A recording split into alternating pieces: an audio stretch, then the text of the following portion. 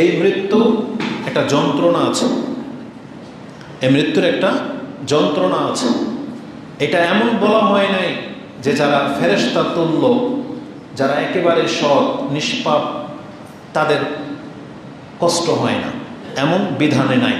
কারণ মৃত্যুর জন্য আল্লাহ একটা কষ্ট নির্ধারণ করে রেখেছেন। এই কষ্টটা কারো কম হবে, কারো মাত্র অতিরিক্ত হবে, কিন্তু হবে।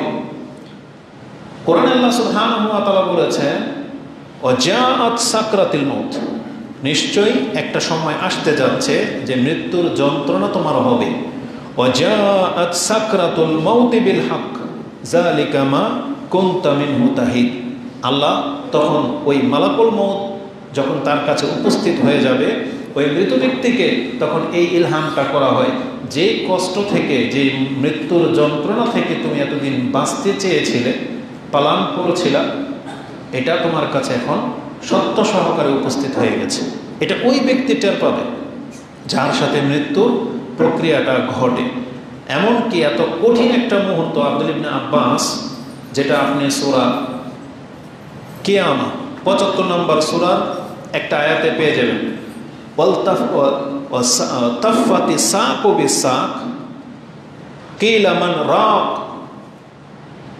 ওই ব্যক্তি যখন বলবে যে কে আছে আমাকে উদ্ধার করতে পারে, ঝাড়ফুঁক করবে, ওই জায়গাতে আছে ওয়ালতাফাতি সাকু বিসাক, তার পায়ের দুইটা গোছা একত্র হয়ে যাবে।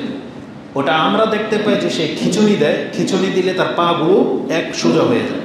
এটা বাহ্যিক ব্যাখ্যা, কিন্তু আব্দুল ইবনে আব্বাস বলতেছেন এটা এমন একটা কঠিন মুহূর্ত, যেই মুহূর্তটা এই মৃত ব্যক্তির উপর দিয়ে যায়, এটা পৃথিবীর কোনো ব্যক্তির উপর দিয়ে যায় না। কারণ এই মুহূর্তে তার দুইটা জগৎকে তার সামনে পেশ করে দেওয়া হয়। এই যে দেখো, এই যে পরকাল তোমাকে বলা হতো, এই যে দেখো পরকাল। তার মানে কি, মেঘের আড়ালে যখন সূর্য থাকে, চাঁদ থাকে, মেঘ যখন সরে যায়, সূর্যটা যখন প্রকাশ পেয়ে যায়, আমরা দেখতে পাই ওই দৃশ্যটা কিন্তু খুব ভালো, মানে দেখতে পাচ্ছেন যে মেঘের আড়াল থেকে চাঁদটা বেশি আসছে। এমনি প্রকাশ্য চাঁদ আর মেঘের আড়াল থেকে বের হয়ে আসা চাঁদ পার্থক্য আছে। তো ঠিক যেই ব্যক্তি এখন মরে যাবে, মালাকুল মউত চলে আসবে, তখন তার সামনে যে একটা পর্দা আছে, পরকালের পর্দা, এই পর্দাটা সরে যাবে এবং সে পরকালটা স্পষ্ট দেখতে পাবে, অসংখ্য ফেরেশতা সে দেখতে পাবে। এটা সবার সাথে ঘটবে। এই মুহূর্তটা এত একটা কঠিন মুহূর্ত, আব্দুল ইবনে আব্বাস বলেছেন একমাত্র আল্লাহ যার উপরে রহম করবে, সে ছাড়া বাকি মানুষের মানে পুরো সমস্ত শরীর ছেড়ে বেরিয়ে যাবে। যে কষ্টটা হবে এই ব্যক্তির, সেই কষ্টটা হবে। ওই তাফসীর আপনি পড়ে নিন। আল্লাহ সুবহানাহু ওয়া তাআলা বলেছেন, ওয়াজাআত সাকরাতুল মাউত বিল হক, নিশ্চয়ই মৃত্যুর একটা যন্ত্রণা রয়েছে, এটা চূড়ান্ত সত্য।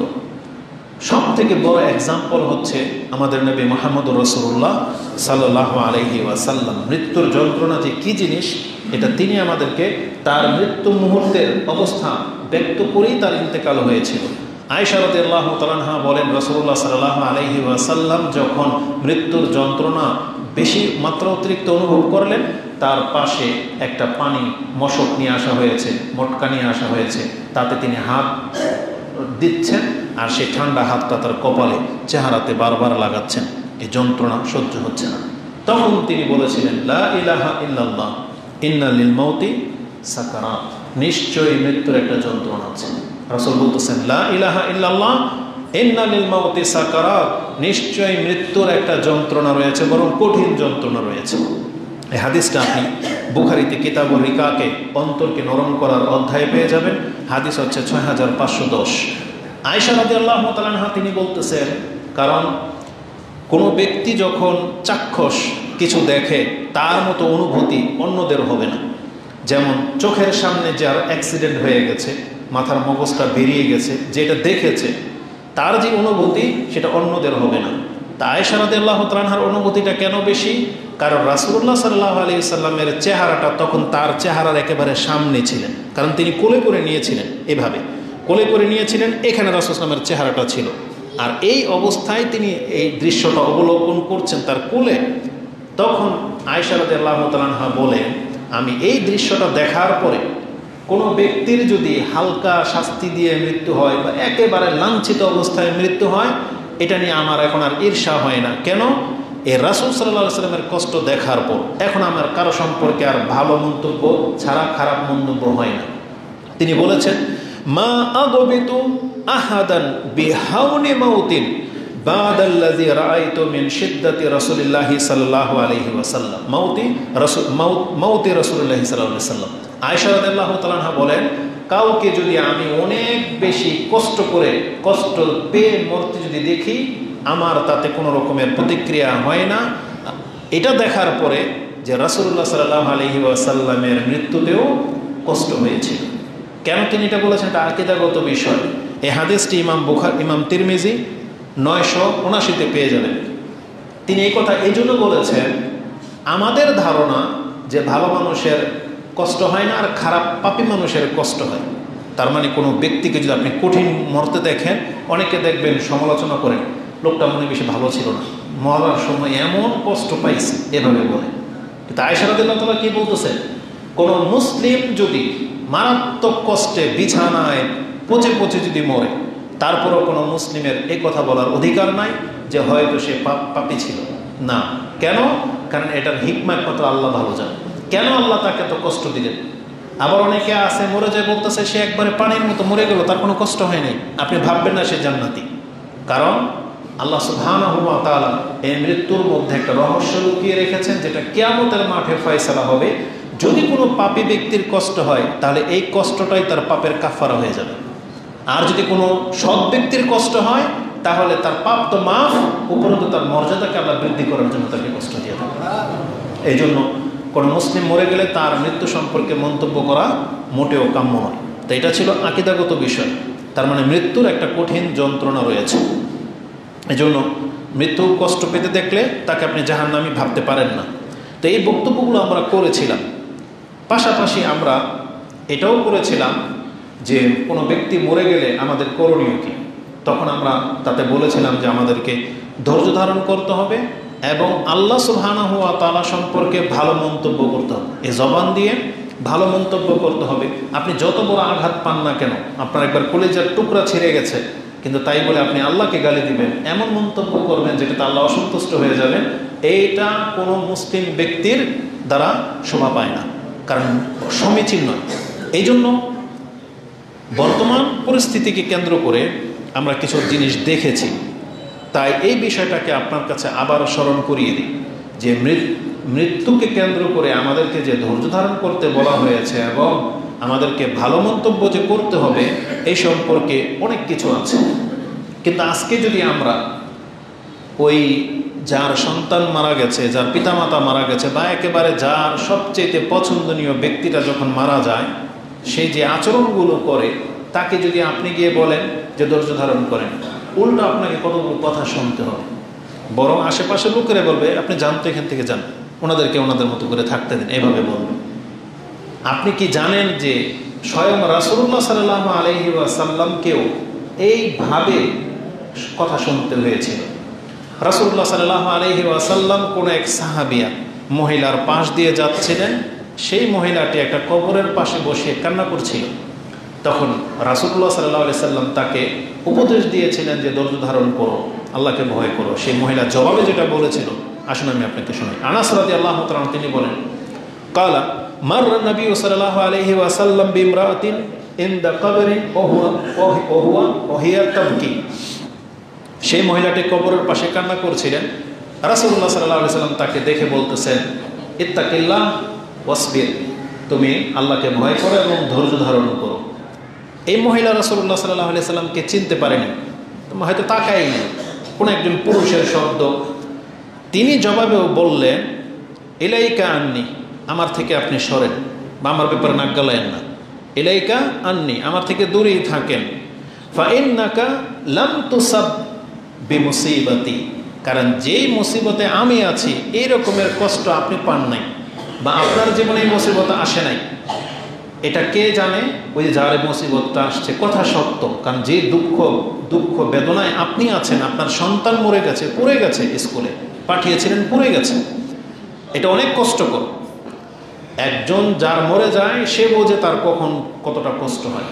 আমাদের বক্তব্যে বেশ কিছু শ্রোতারা আছে যারা প্রায় কমেন্ট করে, তার মধ্যে 2-3টা কমেন্ট এমন পাবেন একজন মহিলা, সে প্রায় বলে যে হুজুর আমার ছেলের জন্য দোয়া করেন।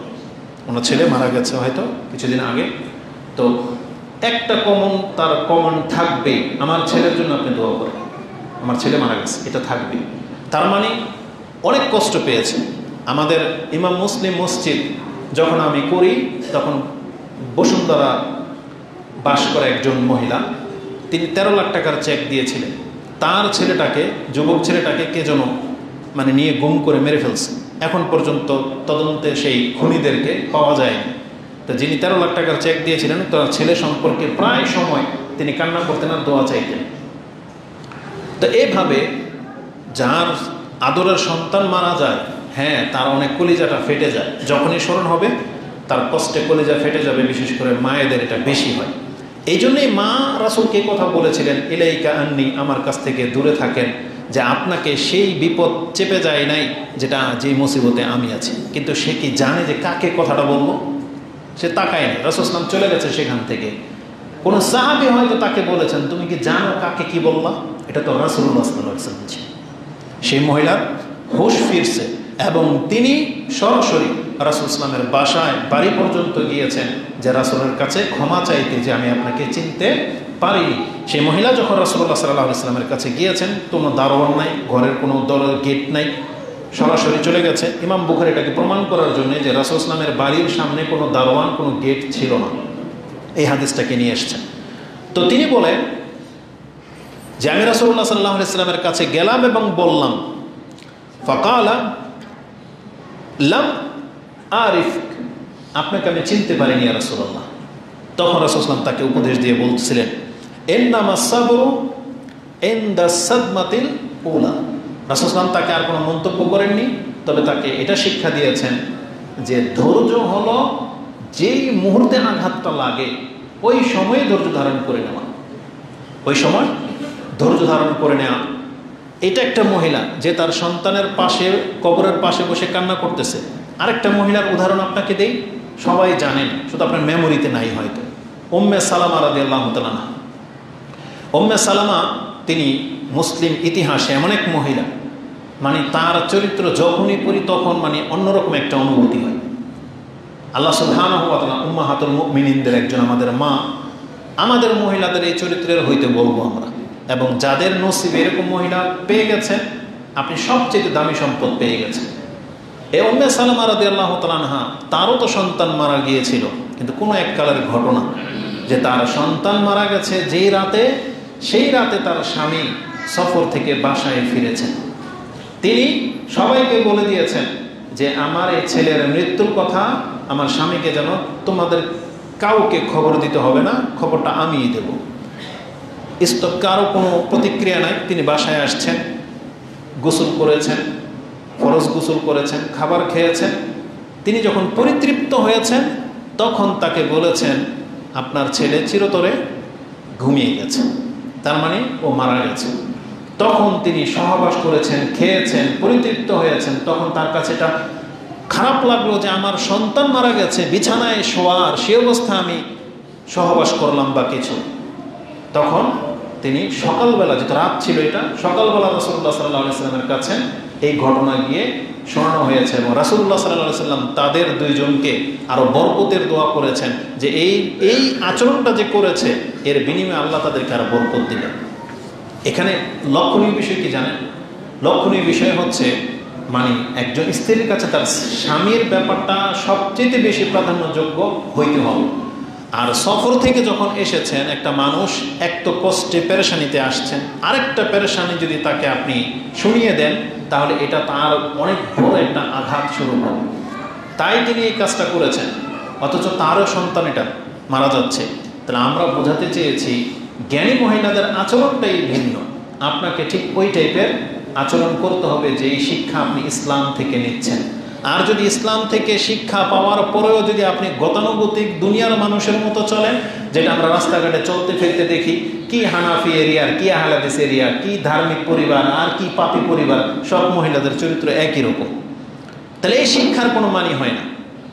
শিক্ষা যদি আপনার আমার আমলকে পরিবর্তন করতে না পারে তাহলে এই শিক্ষা কাদের জন্য? তাই জন্য শিক্ষিত মানুষদের মতো হতে হবে, ইসলাম আমাদেরকে যা শিখায় মুসলিম হিসেবে আমাদেরকে সেই শিক্ষা নিতে হবে।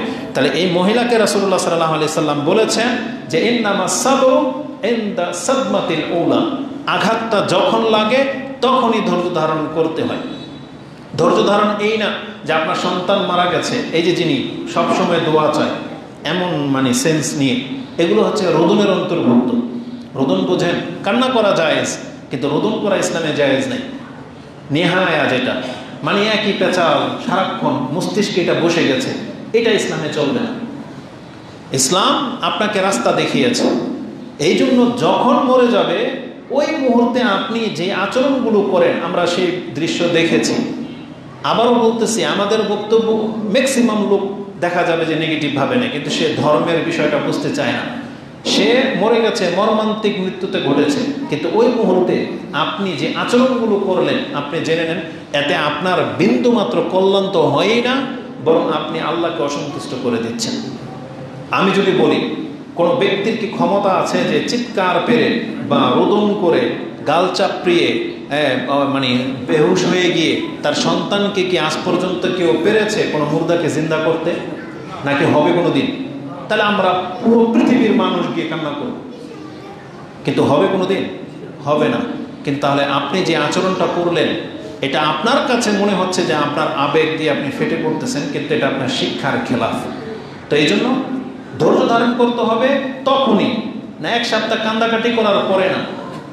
ওটা তো ধৈর্য হবে না। তখন আপনি হয়তো মেনে নেবেন একটা পর্যায়ে, ওটাকে ধৈর্য বলা হয় না, বরং ধৈর্য হলো আস-সাবরু ইনদা সাদমাতিল উলা, আঘাতটা যখন এসেছে তখনই ধৈর্য ধারণ করা। তখন আপনার জবানকে আপনি হেফাজতে রাখবেন। এখানে আমি একটু পরেই সেই কথাটা আসবে, এখানে বলে দিই আমাদের দেহের 3টা পার্ট এখানে সেন্সিটিভভাবে কাজ করে। এক, কেউ মরে গেলে কষ্ট পেলে চোখের কাজ কি? কান্না করা, চোখ ঝরবে। অন্তরের কাজ কি? অনেক ব্যথা পাবে, অন্তরে অনেক কষ্ট হবে। এই 2টা কাজ করে, এই 2টাতে আল্লাহ কোনো বাধা দেয় নাই। আপনার চোখ যদি ভিজতে ভিজতে আপনার দাড়ি পোশাক সব ভিজে যায়, রাসূল বলেছে এটা রহমত। এটা কি? বাধা তো দেওয়াই হয় নাই, বরং এটা রহমত। অন্তর ফেটে যাবে, এটাকেও বাধা দেওয়া হয় নাই।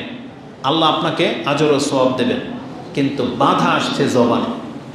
এই জবানে যেন কোনো উল্টাপাল্টা কোনো শব্দ না বেরোয়। আপনার চোখ ঝরবে, যত কাঁদতে পারেন আপনি কাঁদেন, কোনো বাধা নাই, কিন্তু আপনার জবানটা থাকবে বন্ধ। জবান কি থাকবে? বন্ধ থাকবে। ভালো কথা ছাড়া মন্দ কোনো কথাই বলতে পারবেন না। আপনি বলবেন আমার বাচ্চা অমুক তুমুক, এই যে রুটি খাইতে চাইলো, আমাকে কোলে নিতে চাইলো, কিছু করতে পারলাম না, কোলে নিলাম না, হায় হায় মরে গেল, এই যে জবান দিয়ে যেগুলো বলতেছেন এগুলো প্রত্যেকটা রোদনের অন্তর্ভুক্ত, আল্লাহকে অসন্তুষ্ট করে দেবে এই বাক্যগুলো। এই ক্ষেত্রে আপনার জবান বন্ধ থাকতে হবে। কিন্তু আমরা দেখেছি সেই দৃশ্য, বাপ মা তো দূরের কথা, মামা অবশ্যই কষ্ট হয়েছে। সেই অ্যাম্বুলেন্সের যেখানে বাচ্চার মাথা রাখা সেখানে চুমো খাচ্ছে, অ্যাম্বুলেন্সের মধ্যে চুমাচ্ছে, মনে হচ্ছে যে বাচ্চার মুখে চুমাচ্ছে। এটা আবেগ, কিন্তু আমরা বলবো এগুলো মুসলিমদের আচরণ না। অবশ্যই আপনাকে ধৈর্য ধারণ করতে হবে। এটা কেন আজকের এই বক্তব্যটা? কারণ আমরা প্রায় সময় দেখি ইসলামের বহু শিক্ষাকে আপনি বুড়ো আঙ্গুল দেখাচ্ছেন, মানে নিচ্ছেনই না সেই শিক্ষা। এটা মোটেও কাম্য না। আপনাকে শিক্ষা নিতে হবে। কারণ কি? এটা আপনার বড় লস লেগে গেছে। আপনার সন্তান মরে যাওয়া মানে কি? অনেক বড় লস লেগে গেছে না? আপনি চাইলে এখান থেকে লাভবান হতে পারেন। কি লাভবান? এই যে শুধু মুখটাকে বন্ধ করে, এই মুখটা যদি বন্ধ থাকে, আল্লাহর উপরে যদি সন্তুষ্টমূলক কথা বলতে পারেন, তাহলে এই যে ইনভেস্ট, এটা কত বড় ফায়দা দিবে এখন না বলে একটু পরে আমি হাদিস দিয়ে আপনাকে বলবো, তাহলে আপনি বুঝতে পারবেন। তাহলে আজকের খুতবার মূল ব্যাপার ছিল যে আমি হয়তো আজকে 14 নম্বর পর্বটা করব, যে এমন কিছু মৃত্যু আছে যে মৃত্যু অপছন্দনীয় মৃত্যু বা মারাত্মক মৃত্যু বলা হয়েছে, সেগুলো থেকে আশ্রয় চাইতে হবে।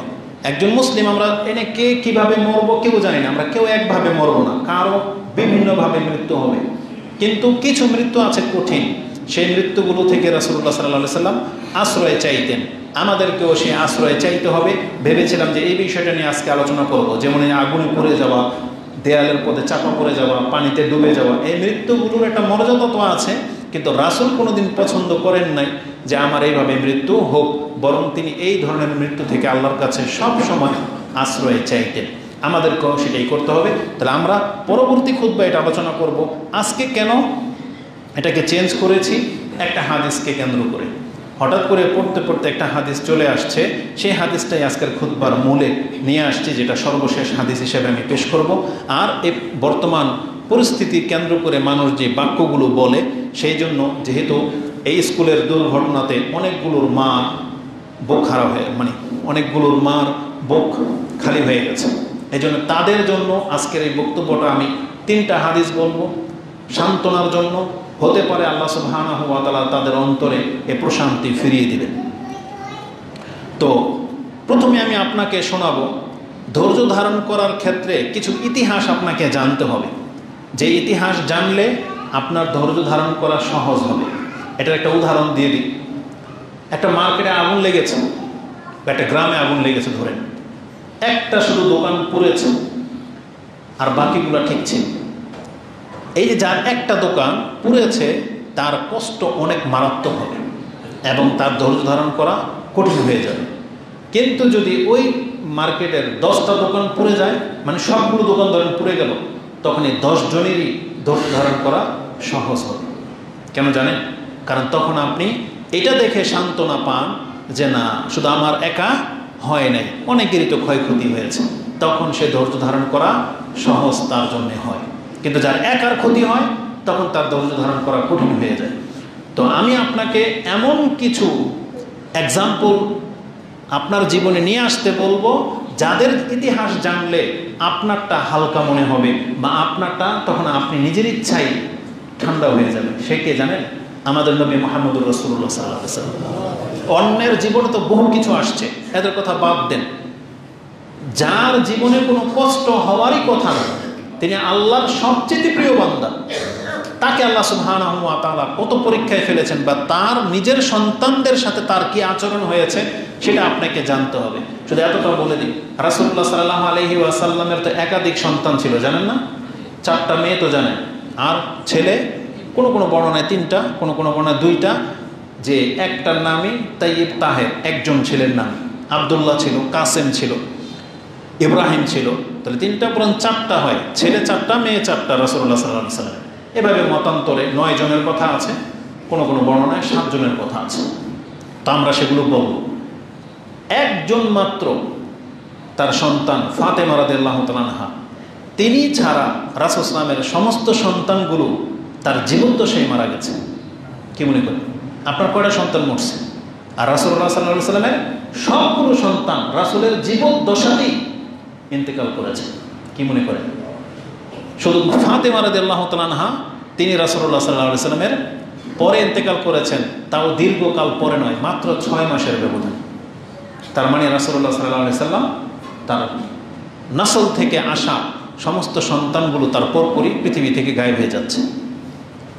কতটা কষ্টের এটা! একটা কষ্টটা শুধু আপনার কাছে পেশ করব, যেটা ছিল খুবই মারাত্মক।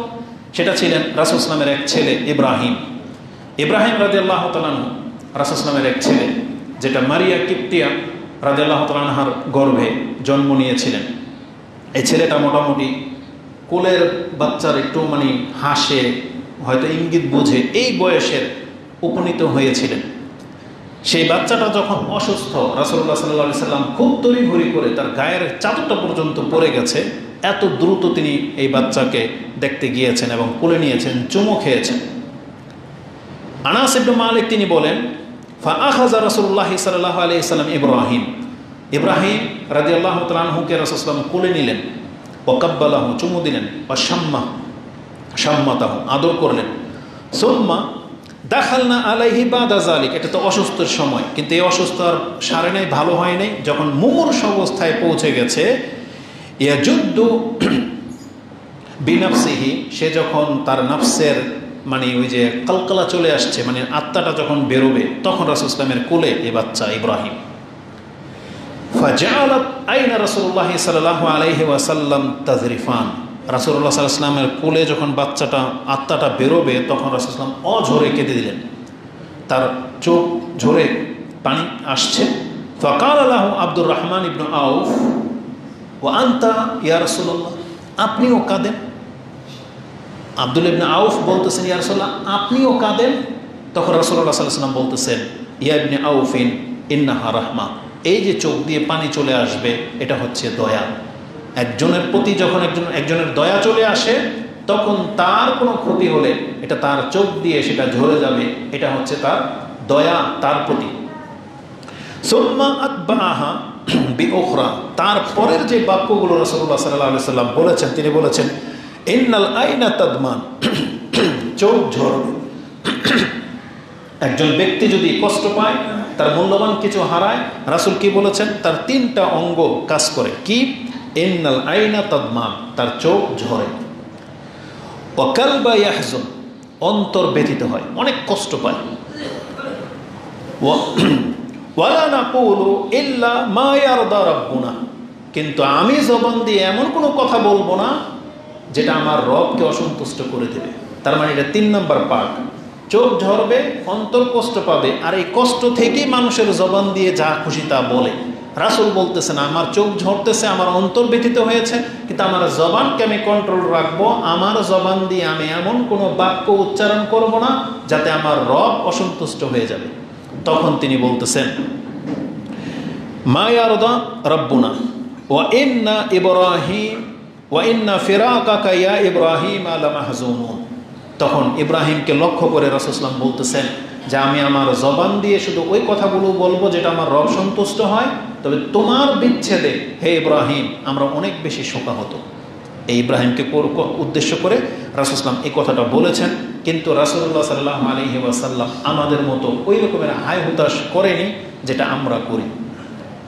আপনি কি মনে করেন আপনার আমার সন্তান আমাদের কাছে যতটা মূল্যবান, যতটা মাইনে রাখে, আপনি কি জানেন এই ইব্রাহিম রাসূল ইসলামের জন্য বা রাসূল ইসলামের কাছে কত বড় ব্যাপার ছিল? ইতিহাস যদি আপনি পড়েন, একটা সূক্ষ্ম বিষয় জেনে নেন। রাসূলুল্লাহ সাল্লাল্লাহু আলাইহি ওয়াসাল্লাম তিনি হলেন সর্বশেষ কি? সর্বশেষ নবী, তারপর আর কোনো নবী আসবে না। এটা কি রাসূল ইসলামের সম্মান না? সম্মান না, এটা তার সম্মান। আর রাসূলুল্লাহ সাল্লাল্লাহু আলাইহি ওয়াসাল্লামের এই সম্মানটা যেন অক্ষত থাকে, এই জন্য কিন্তু পরবর্তী তার কেউ নবী হয় নাই।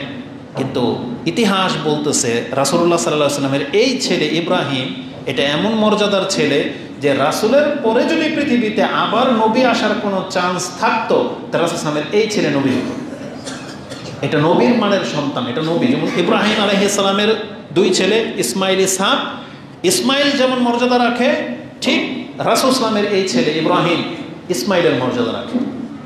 তাই তার এত কষ্ট হয়েছে, কিন্তু রাসূলকে তো আগেই জানিয়ে দেওয়া হয়েছে যে আপনার পর আর কোনো নবী আসবে না। এই জন্য আপনার সম্মানটা রক্ষার জন্য আপনার ছেলেকে আপনাকে হারাতে হবে।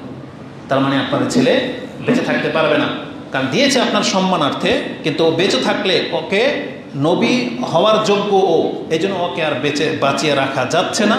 এটা রাসূলুল্লাহ সাল্লাল্লাহু আলাইহি ওয়াসাল্লামকে জানিয়ে দেওয়া হয়েছে। তাই তার কষ্টটা অনেক বেশি হয়েছে যে এত মূল্যবান ছেলে, কিন্তু রাসূল সাল্লাল্লাহু আলাইহি ওয়াসাল্লাম সান্ত্বনা নিতেই হবে তাকে, যেহেতু তিনি সর্বশেষ নবী। আর এই ঘটনাটা আপনি কয়েকটা হাদিস থেকে পেয়ে যাবেন। যে হাদিসটা এখন আপনাকে বললাম এটা বুখারীতে 1303 রয়েছে। আর ইব্রাহিম রাদিয়াল্লাহু তাআলা আনহু সম্পর্কে যে তথ্যগুলো আছে তার একটা হাদিস আপনি পেয়ে যাবেন ইবনে আব্বাস থেকে। ইবনে মাজাতে হাদিসটা কোট করা হয়েছে 1511। 1511 নম্বরে হাদিসের 2টা টুকরা, প্রথমটা সহিহ, দ্বিতীয়টা সহিহ না। নাসিরউদ্দিন আলবানী এইভাবে বলেছেন। তো প্রথম যেটা সহিহ, যতটুকু সহিহ ততটুকু হলো লাম্মা মাতা ইব্রাহিম, যখন ইবনু রাসূলিল্লাহ রাসূল ইসলামের ছেলে ইব্রাহিম যখন মারা গেলেন, সাল্লা রাসূলুল্লাহ সাল্লাল্লাহু আলাইহি ওয়াসাল্লাম তার জানাজার সালাত রাসূল নিজে পড়ালেন। ওকাল, তিনি বললেন ইন্না লাহু মুরদিআন ফিল জান্নাহ, আমার এই ছেলের জন্য আল্লাহ জান্নাতে দুধ পানকারী মহিলা রেডি করে রেখেছেন। তার মানে ওর জন্য জান্নাতে দুধ পান করার ব্যবস্থা আল্লাহ রেডি করে রেখেছেন। ওয়ালাউ আশ লাকানা সিদ্দিকান নবিয়া, আমার এই ছেলে যদি বেঁচে থাকতো তাহলে সে একজন সত্যবাদী নবী হতেন। এটা রাসূল সাল্লাল্লাহু আলাইহি ওয়াসাল্লাম বলেছেন। কেউ কেউ বলেছেন যে এটা রাসূল সাল্লাল্লাহু আলাইহি ওয়াসাল্লামের হাদিস না, বরং আব্দুল্লাহ ইবনে আব্বাস রাদিয়াল্লাহু তাআলার উক্তি। সেটাও যদি হয়, যেটা ইমাম বুখারী কোট করেছেন। ইমাম বুখারী বলেছেন এটা সাহাবীর উক্তি। সাহাবীর উক্তিটা কেমন ছিল? এই হাদিসটা ইবনে মাজা থেকে কোট করলাম 1511, আর ইমাম বুখারী রাহিমাহুল্লাহ তিনি 6194 এনেছেন। তিনি বলেছেন কুলতুল ইবনে আবি আউফা, ইবনে আবি আউফা রাদিয়াল্লাহু তাআলা আনহুকে জিজ্ঞাসা করা হয়েছে, আর রাআইতা ইব্রাহিমা ইবনান নবিয়াল্লাহ, আপনি কি রাসূল সাল্লামের ছেলে ইব্রাহিমকে দেখেছেন? আউফকে জিজ্ঞেস করা হয়েছে। কালা মাতা সিগারান, ইব্রাহিম তো অনেক ছোট্ট অবস্থায় মারা গেছে, ছোট বয়সেই মারা গেছে। ওয়ালাউ কুদিয়া আইয়াকুনা বাদা মুহাম্মাদিন সাল্লাল্লাহু আলাইহি ওয়াসাল্লাম নবিয়্যুন আশা ইবনাহু ওয়ালাকিন লা নবিয়্যা বাদা।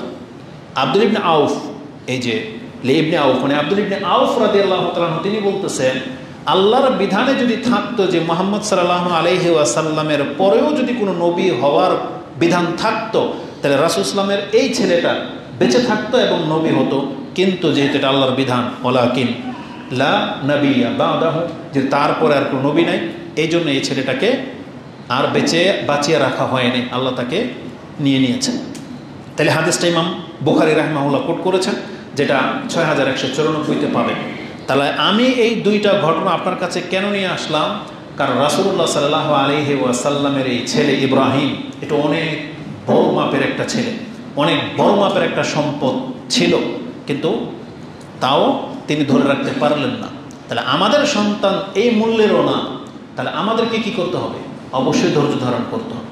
রাসূল সাল্লাল্লাহু আলাইহি ওয়াসাল্লাম নিজে যেহেতু আল্লাহ সুবহানাহু ওয়া তাআলা সম্পর্কে এমন কোনো মন্তব্য করেননি, অতএব আমাদেরকেও কোনো অবস্থাতে এমন কোনো মন্তব্য, এমন কোনো বাক্য উচ্চারণ করা যাবে না যেটাতে আল্লাহ সুবহানাহু ওয়া তাআলা অসন্তুষ্ট হয়ে যাবে, এটা আপনার ক্ষতি হবে।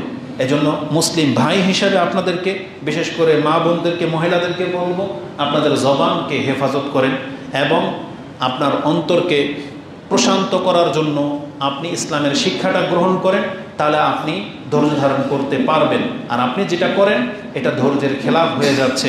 আমরা দোয়া করে আল্লাহ যেন তাদেরকে এর বিনিময়ে উত্তম সন্তান দান করেন, আমিন। ধৈর্যের ফজিলত যখন আপনি জানবেন, তখন ধৈর্য ধারণ করা আপনার জন্য সহজ হবে। এই জন্য আজকের ওই পয়েন্টটা বাদ দিয়ে ধৈর্যের ফজিলত সম্পর্কে বলেই খুতবা শেষ করে দেব। সর্বপ্রথম কথা, কোরআনে আল্লাহ সুবহানাহু ওয়া তাআলা ধৈর্য ধারণকারীদের সম্পর্কে যত কথা বলেছেন, অন্য কোনো বিষয়ের কোনো গুণের ক্ষেত্রে এত কথা বলেননি। তবে একটা আয়াত ছোট্ট করে বলে দেই, যেটা সূরা বাকারাতে রয়েছে, 155-56 আয়াতগুলোতে পাবেন। আল্লাহ সুবহানাহু ওয়া তাআলা শুরুই করেছেন সুসংবাদ দিয়ে। আল্লাহ বলেছেন ওয়াবাশশির, আল্লাহ বলেছেন যে ওয়াবাশশিরিস সাবিরিন, হে নবী আপনি ধৈর্য ধারণকারীদেরকে সুসংবাদ দিন। তারা কারা? আল্লাযীনা ইযা আসাবাতহুম মুসিবা ক্বালু ইন্না লিল্লাহি ওয়া ইন্না ইলাইহি রাজিউন, যারা যখন মুসিবতে পড়ে, বিপদে পড়ে, তখন তারা বলে ইন্না লিল্লাহি ওয়া ইন্না ইলাইহি রাজিউন। আমরা পৃথিবীর মুসলিমরা কেউ মরে গেলে এটা দোয়া হিসেবে তো বলি, কিন্তু এই আয়াত দিয়ে আল্লাহ যে শিক্ষাটা দিয়েছেন সেটা আমরা নেইনি। আমরা মুখে বলি ইন্না লিল্লাহি ওয়া ইন্না ইলাইহি রাজিউন, কিন্তু আল্লাহ তো এটা আপনাকে দোয়া হিসেবে, তো রাসূল বলেছেন দোয়া হিসেবে বলতে, সেজন্য বলি এটা দোয়া বটে। কিন্তু এখানে আল্লাহ কোন দৃষ্টিভঙ্গি থেকে আপনাকে জানিয়েছেন তার আগেই বলা হয়েছে ওয়াবাশশিরিস সাবিরিন। সাবিরিন মানে ধৈর্য ধারণকারীর। ধৈর্য ধারণকারীর কথা কি হবে? সে মুখেও বলবেন এরকম ইন্না লিল্লাহি ওয়া ইন্না ইলাইহি রাজিউন, না, এটা না, এটা তার অন্তরকে বোঝাইতে হবে। এই যে সন্তান বা যে ছেলে আজকে আমার মারা গেল, এটা কার ছিল? আমরা সবাই, ও সহ আমরা সবাই আল্লাহ, ইন্না লিল্লাহি ওয়া ইন্না ইলাইহি রাজিউন। আর আমরা সবাইকে তার কাছেই ফিরে যেতে হবে। এই কথাটাই তো রাসূলুল্লাহ সাল্লাল্লাহু আলাইহি ওয়াসাল্লাম তিনি তার ওই ছেলের ইন্তেকালের সময়ে বলেছিলেন যে লাহু মা আতা, তারই যা তিনি আমাদেরকে দিয়েছেন। আল্লাহ আমাদেরকে যা দিয়েছেন এগুলো কার? সবই আল্লাহ। আর তিনি যদি নিয়ে নেন, এটা কার? আল্লাহ।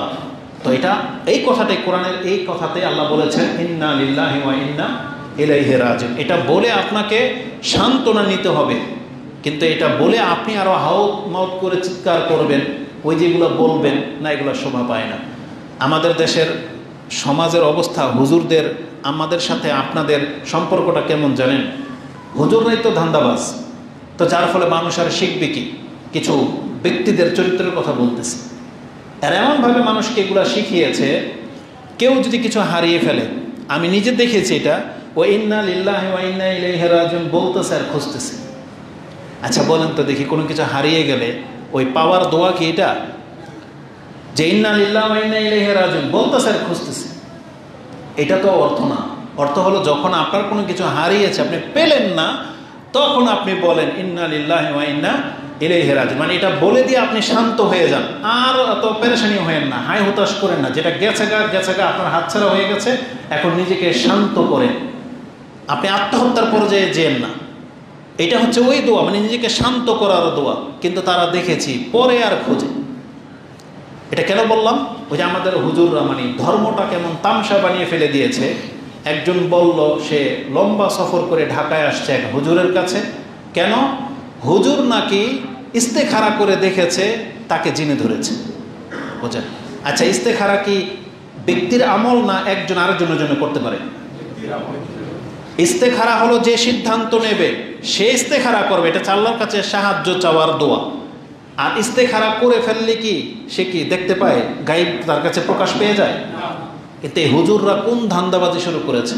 হুজুর নাকি ইস্তেখারা করে দেয়। আপনার লাইফের ইস্তেখারা নাকি আমি করে দিয়ে দেখতে পাচ্ছি যে আপনার এই বিপদ, এটা করলে এটা হবে।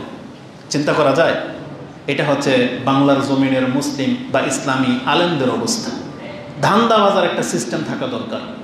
আর এই নির্বোধ মানুষগুলো, শ্রোতাগুলা এতটা নির্বোধ হয়, আল্লাহ তাদের আকলকে এমন গিরা লাগিয়ে দিয়েছে যে ধর্মের নিম্নতম জ্ঞানটুকু সে অর্জন করে না। এই সমস্ত ধান্দাবাজদের খপ্পরে পড়ে যায়। ইস্তেখারাও কি একজন আরেকজনটা করে দেওয়া যায়? রাসূলুল্লাহ সাল্লাল্লাহু আলাইহি সাল্লামের কাছে জীবনে কোনো শুনেছেন কোনো সাহাবী, কোনো সাহাবিয়া এসে বলেছে ইয়া রাসূলুল্লাহ আপনি ইস্তেখারা করে দেখেন তো আমার এই বিপদটা কিভাবে কাটবে? বলেছে?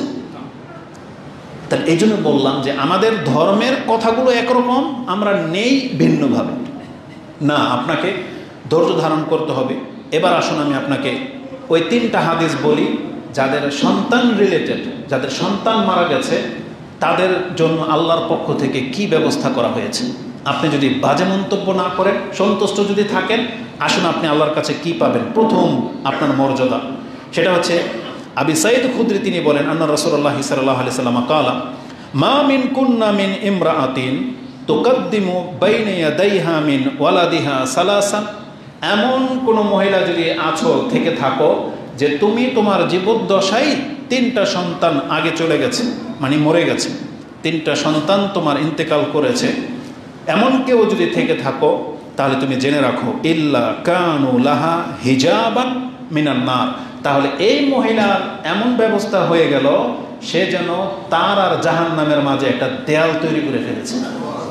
তার মানে যেই মুসলিমের 3টা সন্তান মারা গেছে, ছোট ছোট, বড় আমাদের মতো হলে তো ওই ফজিলত আপনি আশা করতে পারেন, কিন্তু এখানে মূল হচ্ছে যে ছোট ছোট নাবালক বা একবারে যাদের প্রতি অন্তর খুব বেশি আপনার জুড়ে গেছে, যাদের হওয়ার পরেই বা কিছুদিন পরেই মারা যায়, এদের প্রতি বাপমার কষ্টটা বেশি হয়। তখন যে কোনো সন্তানই মরে গেলে বাপমার জন্য এই ফজিলত যে তার আর জাহান্নামের মাঝে কি হয়ে যাবে? দেয়াল হয়ে যাবে। এটা একটা ফজিলত। সেই মহিলা বলতেছে ফাকালাত ইমরাআতুন আও ইসনাইনি আও ইসনাইনি আও ইসনাইনি ইয়া রাসূলুল্লাহ, বারবার বলছে ইয়া রাসূল দুইটার ব্যাপারে। তখন রাসূল সাল্লাল্লাহু আলাইহি ওয়াসাল্লাম তাকে জবাব দিয়েছেন আও ইসনাইনি আও ইসনাইনি আও ইসনাইনি। যার 2টা সন্তান মারা যাবে তার জন্য এই ফজিলত রয়েছে, যে সে বাপমার জন্য কি হয়ে যাবে? জাহান্নামের মাঝে দেয়াল হয়ে যাবে। এই হাদিস কোট করেছেন ইমাম মুসলিম, যেটা আপনি কিতাবুল বিররে পেয়ে যাবেন 6593। শুধু জাহান্নামের দেয়ালই হবে না, বরং আপনার জন্য জান্নাতের সুসংবাদ রয়েছে। রাসূলুল্লাহ সাল্লাল্লাহু আলাইহি ওয়াসাল্লাম থেকে আবু হুরায়রা তিনি বলেন কালা লিনিসওয়াতি মিনাল আনসার, আনসারি মহিলাদের মধ্য থেকে মহিলাদেরকে রাসূলুল্লাহ সাল্লাল্লাহু আলাইহি ওয়াসাল্লাম বললেন লা ইয়ামুতু লি আহাদাকুম সালাসাতুন মিনাল ওয়ালাদ ফাতাহতাসিবাহা ইল্লা দাখালাতিল জান্নাহ। তোমাদের মহিলাদেরকে বলতেছেন রাসূলুল্লাহ সাল্লাল্লাহু আলাইহি ওয়াসাল্লাম, তোমাদের মধ্যে কারো যদি 3টা সন্তান মারা গিয়ে থাকে আর সে যদি আল্লাহর কাছে এর বিনিময় তলব করে, তাহতাসিবাহা, এই জায়গাটাতে হচ্ছে আজকের আমাদের সাথে ইসলামের শিক্ষার সাথে বর্তমান পরিস্থিতির সাথে অনেক বড় গ্যাপ। এটা শুধু আমরা বলবো না, মানে অধিকাংশ মুসলিমের এই জায়গাটাতে গ্যাপ, যে সন্তান মরে গেলে এর বিনিময়ে আল্লাহর কাছে সোয়াব চাইতে হয়, বিনিময় চাইতে হয়, এই জায়গাটাতে অনেক গ্যাপ রয়ে গেছে। এইটা যদি না থাকে তাহলে আপনি সেই ফজিলত পাবেন না। এই একটা ছোট্ট শব্দের মধ্যে তার মানে আপনার সন্তান মারা গেছে, আপনি এর বিনিময়ে আল্লাহর কাছে চাইতে হবে, কামনা রাখতে হবে অন্তরে, এতটুকুর ঘাটতির কারণে আপনি এই ফজিলত থেকে মাহরুম হয়ে যাচ্ছেন। কি ফজিলত? আপনার জাহান্নামে দেয়াল হয়ে যাবে। আর উপরন্তু রাসূল বলেছেন ইল্লা দাখালাতিল জান্নাহ, যার সন্তান মরে যাওয়ার কারণে সে আল্লাহর কাছে নেকির ইচ্ছা রেখেছে, ধৈর্য ধারণ করেছে, আল্লাহ এই নেকির বিনিময়ে তাকে জান্নাত ছাড়ার কিছুই দিবে না। সে জান্নাতে যাবে। কিসের কারণে?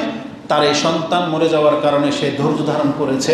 এই জন্য এই হাদিসও ইমাম মুসলিম কোট করেছেন, যেটা আপনি 6592-তে পেয়ে যাবেন। এবং এই জান্নাতে প্রবেশের দৃশ্যটা কি হবে, এই হাদিসটাই হচ্ছে আজকের বক্তব্যের পুরোটা, যেটা এই পর্যায়ে নিয়ে এসেছে। সেটা হচ্ছে আবু হুরায়রা রাদিয়াল্লাহু তাআলা আনহুকে একজন তাবী বলতেছেন, আপনি কি রাসূল সাল্লাল্লাহু কাছ থেকে এমন একটা হাদিস আমাকে শোনাইতে পারেন যার একাধিক সন্তান মারা গেছে তার অন্তর যেন ঠান্ডা হয়ে যায়? একজন বাবা বলতেছে, যার 2-3জন সন্তান মারা গেছে, এমন বাবার অন্তর ঠান্ডা হয়ে যাবে, এমন কি কোনো হাদিস আপনি রাসূল সাল্লাল্লাহু কাছ থেকে শোনাইতে পারবেন? তিনি বলছেন, না, হ্যাঁ আমি পারবো। রাসূল সাল্লাল্লাহু কাছ থেকে এমন একটা হাদিস শোনাবো যেটা শুনলে তোমার অন্তর ঠান্ডা হয়ে যাবে। সেটা কি? তিনি বলেছিলেন, বিহাদিসিন তুতাইয়িবু বিহি আনফুসানা আন মাউতানা, আমাদের মৃতদের কারণে আমাদের অন্তরে যে ব্যথা হয়, এমন কোনো হাদিসকে আপনি শোনাবেন যেটা অন্তরটা ঠান্ডা হয়ে যাবে। তখন আবু হুরায়রা রাদিয়াল্লাহু তাআলা বলেছিলেন যে না, আমি শোনাবো তোমাকে হাদিস। তখন তিনি সেই হাদিসটা শোনালেন, সিগারুহুম দামিদুন আল জান্নাহ, ছোট ছোট বাচ্চা যখন মারা যায় নিষ্পাপ নাবালক অবস্থায়, আল্লাহ সুবহানাহু ওয়া তাআলা এই বাচ্চাদেরকে জান্নাতের প্রজাপতি বা ফড়িং আকারে করে দিয়ে দেন। তার মানে সেই বাচ্চাগুলো যেন জান্নাতে প্রজাপতির মতো উড়ে বেড়ায়। এবং সে হাসরের মাঠে এসে এই পিতামাতার সাথে এমনভাবে সাক্ষাৎ করবে, ইয়াতালাক্কা আহাদুকুম আবাহু আও কালা আবাওয়াইহি, মানে হয় পিতার সাথে অথবা পিতামাতা দুজনের সাথে এই ছোট বাচ্চাগুলো এমনভাবে আসবে, ফায়াখুযু বিসাওবি আও কালা বিয়াদি, হয় আপনার হাত ধরবে অথবা আপনার জামার আঁচল ধরবে। দেখবেন একবারে ছোট বাচ্চা হলে আপনার সব ধরতে পারে না, হয় কাঙ্গুলে ধরবে অথবা জামার কিছু অংশ এভাবে ধরে। রাসূল বলেছেন এই ছোট ছোট বাচ্চাগুলো তার বাপ মার জামার এখানে ধরবে অথবা এখানে ধরবে, ধরে থাকবে, ছাড়বে না, যেভাবে আমি তোমার হাত ধরেছি। তিনি বলছেন ফালা ইয়াতানাহা, ছাড়বে না। আরেকটা বর্ণনায় আও কালা, অথবা রাসূল বলেছেন ফালা ইয়ানতাহি, থামবে না। কতক্ষণ পর্যন্ত? হাত্তা ইউদখিলাহুল্লাহু ওয়া আবাওয়াহুল জান্নাহ, যতক্ষণ পর্যন্ত আল্লাহ তাকে সহ তার বাপ মাকে জান্নাতে না দিয়ে দিবেন ততক্ষণ পর্যন্ত জামা কাপড় এই বাচ্চাগুলো ছাড়বে না। তার মানে যাদের ছোট ছোট বাচ্চা মারা যায় একাধিক, তাদের জন্য এই ফজিলত বলা হয়েছে। সেই বাচ্চাগুলো আসবে জান্নাত থেকে, ওই প্রজাপতি আকারে যে ছিল, এসে বিচার যখন শুরু হবে তখন এই বাচ্চাগুলো যদি জান্নাতি হয়, কেন এই কথাটা বললাম? এই বাচ্চাগুলো যদি জান্নাতি হয়, রাসূলুল্লাহ সাল্লাল্লাহু আলাইহি ওয়াসাল্লামের এই হাদিসগুলো প্রমাণ করে যে কোনো নাবালক বাচ্চা মরলেই জান্নাতি, এটা প্রমাণ করে। কিন্তু জেনে নেন, এমনও হাদিস আছে, এই যে স্কুলে যে বাচ্চাগুলো জ্বলে মারা গেল বা আমাদের যে বাচ্চাগুলো ভূমিষ্ঠ হওয়ার পরে মরে যায়, ভালো ধারণা রাখা ভালো যে হ্যাঁ আমরা দোয়া করি আল্লাহ যেন তাদেরকে জান্নাত দিয়ে দেয়, বলেন আমিন। কিন্তু এরা সব জান্নাতি এই সার্টিফিকেট দেওয়া যাবে না। কারণ আয়েশা রাদিয়াল্লাহু তাআলা আনহা তিনি একটা মদিনার একটা ছোট্ট বাচ্চার জানাজাকে দেখে এই কথাটাই বলেছিলেন, যে বলেছিল হুয়া আসফার আসাফিরিন হুয়া উসফুর মিন আসাফিরিল জান্নাহ, এটা তো মদিনার চড়ুই পাখিগুলোর মধ্য থেকে একটা, যারা জান্নাতে যাবে যে জান্নাতি চড়ুই পাখিগুলোর মধ্য থেকে একটা চড়ুই পাখি। তখন রাসূলুল্লাহ সাল্লাল্লাহু আলাইহি সাল্লাম বলেছেন আওয়া গায়রা যালিকা ইয়া আয়েশা, এর ব্যতিক্রম তো হতে পারে। রাসূল বলতেছেন ব্যতিক্রম কি? বলেছেন ইন্নাল্লাহা খালাকাল জান্নাহ ওয়া খালাকা লাহা আহলাহা ওয়া খালাকান নারা ওয়া খালাকা লাহা আহলাহা, আল্লাহ যেমন জান্নাত সৃষ্টি করেছেন, জান্নাতি কারা হবে তাদেরকেও সৃষ্টি করেছেন। আল্লাহ যেমন জাহান্নাম সৃষ্টি করেছেন, কারা জাহান্নামে যাবে তাদেরকেও আল্লাহ সৃষ্টি করেছেন। এবং ওইটা এক সময় লিপিবদ্ধ হয়ে গেছে, এই জান্নাতে কারা কারা ঢুকবে নাম যেমন লিস্টেড, জাহান্নামে কারা যাবে তারাও নাম লিস্টেড। তাদের মধ্যে 0 বয়সেরও আছে, তাদের মধ্যে ম্যাক্সিমাম বয়সেরও আছে। জাহান্নামের মধ্যেও 0 বয়সের বাচ্চাও যাবে, ম্যাক্সিমাম বয়সের বাচ্চাও যাবে, কেন ওটা অলরেডি আল্লাহ আগেই লিখে নিয়েছে। তাই জন্য বলেছেন এটা বিচারটা কিভাবে হবে, হাসরের মাঠে হবে। আল্লাহ ভালো জানে কে ফেরাউন কে মূসা, আল্লাহ জানে না? যখন ছোট্ট বাচ্চা হয়ে ফেরাউন জন্মেছিল, আল্লাহ তো জানে এটা ফেরাউন, তাই না? ওই ছোট্ট অবস্থায় মরে গেলে যে জায়গায় যেত, বড় হয়ে যে জায়গায় যাবে একই কথা। মূসা আলাইহিস সালাম ছোট অবস্থায় যদি মরে যেত, ওই সিন্ধুকে যে ভরে ফেলে দেওয়া হয়েছিল, যদি মরে যেত, ওই মর্যাদায় পেত যেই মর্যাদাটা মূসা আলাইহিস সালাম। তার মানে এটা হচ্ছে আল্লাহ সুবহানাহু ওয়া তাআলার ইলমের ভিত্তিতে, তার মানে আল্লাহ ভালো করেই জানে। তবে আমরা মুসলিম বাচ্চাদের জন্য অবশ্যই এটা দোয়া করি, আল্লাহ যাদের সন্তান ছোট ছোট বাচ্চাগুলো মারা গেছে এবং স্কুলের এই বাচ্চাগুলো যাদের হয়তো কোনো পাপ ছিল না, আল্লাহ তো আল্লাহ ভালো জানে, তবে আমরা বলবো যে যাদের হয়তো কোনো পাপ ছিল না, আল্লাহ তুমি প্রত্যেকটাকে কবুল করে এবং ওদেরকে শহীদের মর্যাদা দিয়ে দাও, এবং ওদের বাপ মার অন্তরটাকে আল্লাহ তুমি ঠান্ডা করে দাও, এবং এর স্থলাভিষিক্ত হতে পারে আল্লাহ তাদেরকে হেদায়েত করে দিবে, এবং পরবর্তীতে যে সন্তানগুলো আসবে হতে পারে তারা সেই সন্তানগুলোকে আল্লাহর সৈনিক বানাবে। আমিন ইয়া রাব্বাল আলামিন। তো রাসূলুল্লাহ সাল্লাল্লাহু আলাইহি সাল্লাম বলেছেন এই ছোট ছোট বাচ্চাগুলো আসবে এবং তারা হাত ধরে নিয়ে তাকে জান্নাতের দিকে নিয়ে যাবে। একটা হাদিস সর্বশেষ, এটা সবগুলো হাদিসের উপরে আমি মনে করি আপনার কাছে প্রাধান্য পাবে, সেটা হচ্ছে এই, রাসূলুল্লাহ সাল্লাল্লাহু আলাইহি ওয়াসাল্লাম শুধু জুমার খুতবাই দিতেন না, তিনি হালাকাও করতেন মসজিদে। তারা হালাকাতে বিশেষ বিশেষ যারা আসতো তারা সব বিশেষ, কারণ হালাকার গুরুত্ব যারা দেয় তারা ধর্ম আবেগী হয় বা তারা ধর্মকে জানতে চায়, শিখতে চায়। রাসূলুল্লাহ সাল্লাল্লাহু আলাইহি সাল্লামের হালাকাতে এরকম সাহাবীরা বসতেন, একজন সাহাবী যে তার বাচ্চাটাকে কাঁধে করে নিয়ে মসজিদে আসতেন এবং বসতেন, দার্সে বসতেন, এ বাচ্চাকে কোলে রাখতেন না কাঁধে রাখতেন, রেখে দার্স শুনতেন। হঠাৎ করে দেখে রাসূলুল্লাহ সাল্লাল্লাহু আলাইহি সাল্লাম ওই লোকটা মিসিং, তার দার্সে এখন আর দেখা যায় না। তখন তাকে জিজ্ঞাসা করা হয়েছে অমুক ব্যক্তি কোথায়? তখন বলা হয়েছে ইয়া রাসূলুল্লাহ, আপনি যে লোকটাকে চিনতেন যে সে তার বাচ্চাকে কাঁধে করে নিয়ে বা তার কোলে করে নিয়ে আসতো, আপনার হালাকাতে বসতো, তার বাচ্চাটা ইন্তেকাল করেছে। সেই শোকে সে যখনই আপনার দার্সে বসে আর যখন দেখে যে তার সাথে তার বাচ্চা নাই, তখন তার অন্তর ছেড়ে যায়, তার অনেক কষ্ট, তার ওই বাচ্চার কথা মনে পড়ে যায় যে আমার বাচ্চাটা আজকে আমার সাথে নামাজে দাঁড়াতো। এই কষ্টে সে আপনার দার্সে এখন উপস্থিত হতে পারে না। রাসূল বুঝতে পেরেছিলেন, তাই রাসূল নিজে তার সাথে সাক্ষাৎ করতে গিয়েছেন এবং গিয়ে তাকে যে কথাটা বলেছেন যে ইয়া ফুলান, তুমি দুইটার একটার অপশন চুজ করো। ইয়া ফুলান, আইয়ুমা কানা আহাব্বু ইলাইকা আন তামাত্তা বিউমরিক আও লা ইয়াতি গাদান ইলা বাবিন মিন আবওয়াবিল জান্নাহ ইল্লা ওয়াজাদতাহু কাদ সাবাকাকা ইলাইহি ওয়া ইয়াফতাহুহু লাক। কালা ইয়া নবী আল্লাহ, বাল ইয়াসবিকুনি ইলা বাবিল জান্নাহ ওয়া ইয়াফতাহুহা লি লাহু আহাব্বু ইলাইয়া। কালা ফাযাকা লাকা। রাসূল সাল্লাল্লাহু আলাইহি ওয়াসাল্লাম তাকে দুইটা অপশন দিয়েছেন। যে পিতা তার বাচ্চা হারিয়েছে, তার এতটা কষ্ট হচ্ছে, বলতেছেন তুমি দুইটার একটা অপশন গ্রহণ করো। হয় সেই ছেলেটা তোমার সাথে পৃথিবীতে বড় হতো, তোমার সাথেই থাকতো, বড় পর্যন্ত, তোমার মৃত্যু পর্যন্ত তুমি চোখের সামনে দেখতে পেতে, এখন মরে গেছে। এই জন্য যে আল্লাহ এমনও তো হতে পারে যে তাকে আল্লাহ আগেই জান্নাতে দিয়ে দিয়েছেন, বিচারের মাঠে যখন তুমি যাবে গিয়ে দেখতে পাবে যে তোমার আগে তোমার এই ছেলে জান্নাতের দরজায় দাঁড়িয়ে আছে, আর সেখানে তোমাকে ইস্তেকবাল করার জন্য ওই জান্নাতের দরজা ধরে আছে যে তুমি আসলে তোমার জন্য খুলে দেবে। এই জন্য আল্লাহ তাকে নিয়ে নিয়েছেন। এই দুইটা অপশনের কোনটা তোমার জন্য বেটার?